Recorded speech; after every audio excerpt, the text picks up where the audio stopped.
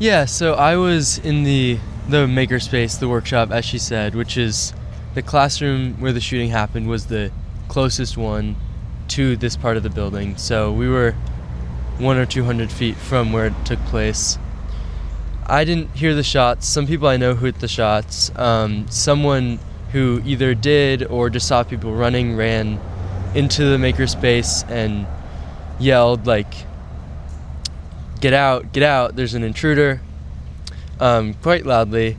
And so then a few seconds after that, my friend called me. He said, I heard gunshots he was in the lobby.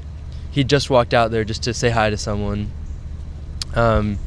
He ran upstairs and he's like, get out of the building. So I was at one end of the makerspace and one of the other captains of the car team was at the other end of the makerspace, and we kind of collected everyone from all the rooms, and I led the way with one of the other upperclassmen down a side stairwell, and he took up the back with another upperclassman to make sure we got everyone out, let everyone down kind of into the basement and then out the sort of front side door of the building where it seemed like least likely that the shooter would be. And when we got there, the police were like right then running into the building. They yelled at us to get away. They're like, get somewhere safe. There were probably 8 or 10 cops running up into the building. So we hurried over to the nearest dorm. There's a dorm next door to this building. Got inside that dorm, stood in the lobby for a few minutes, and then we heard banging on the door, which I think was police in hindsight, but it was a little bit scary. So we also, at this point, we're like, we might be here for a while. So we all went upstairs, and people let us stay, really nicely let us stay for like 8-10 hours of the lockdown in their rooms, just sitting on their floors. The guy whose room I was in was like a friend of a friend, and he gave us popcorn, water, Oreos, just like took care of us, had the news on.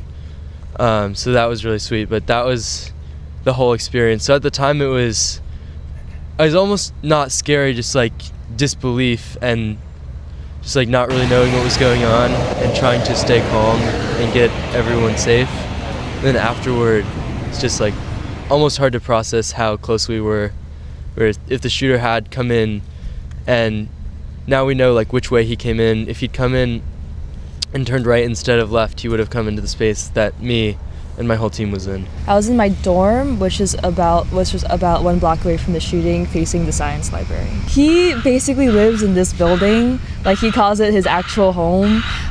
Day of, he's on the Formula racing team, and it's like a really big part of his life, like probably more so than school. So when the news came through with the call, I immediately knew he was in the building.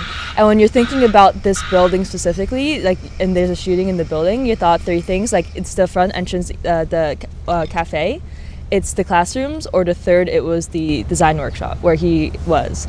So the call came through, and I'm a very anxious person. So immediately I was like, oh, he's dead. Like, there's no way. It was like 1 or 2 minutes before he called me. He was already evacuated at the time. But yeah, so very bracing moments there. And then after that, it became like, where's the shooter actually? We heard reports of near Barrison Holly. We didn't know if it was inside or outside. We knew the victims were like seen in front of the science library. Like from my dorm window, even you could see like clothes that was left on the ground. And then like 11, 12 hour wait until they're like, we're just gonna lock down for the night. Helicopters circling, sirens going. You could see the cops all the way down the street.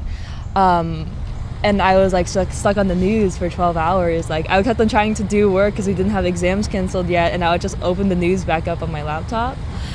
And the helicopters would keep on circling, and I could always see my dorm in the video. I could see like the same block of places. So it was a horrible night where like, not only was he in the building, but I have so many friends there now because I study there pretty often.